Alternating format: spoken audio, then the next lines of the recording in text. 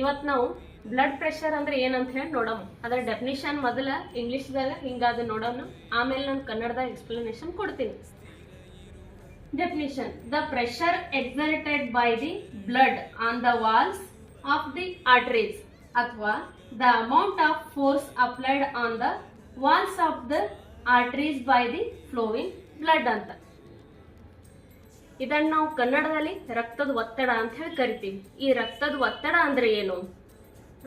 ಈ ಒತ್ತಡ ರಕ್ತ ಯಾರ ಮೇಲೆ ಹಾಕ್ತದ ಅಂತಂದ್ರ ನಮ್ಮ ಹೃದಯದಲ್ಲಿ ಬ್ಲಡ್ ಪಂಪ್ ಆಗ್ತಿರ್ತದ, ಅದು ರಕ್ತನಾಳ ಒಳಗ್ ಹೋಗ್ತಿರ್ತದ. ಆ ರಕ್ತನಾಳ ಒಳಗ ರಕ್ತ ಹೋಗುವಾಗ ಅಲ್ಲೊಂದು ಪ್ರೆಷರ್ ಕ್ರಿಯೇಟ್ ಆಗ್ತದ, ಅದನ್ನೇ ನಾವು ಬ್ಲಡ್ ಪ್ರೆಷರ್ ಅಂತ ಕರಿತೀವಿ. ಅದನ್ನ ಕನ್ನಡದಾಗ ರಕ್ತದ ಒತ್ತಡನು ಅಂತ ಹೇಳಿ ಕರಿತೀವಿ.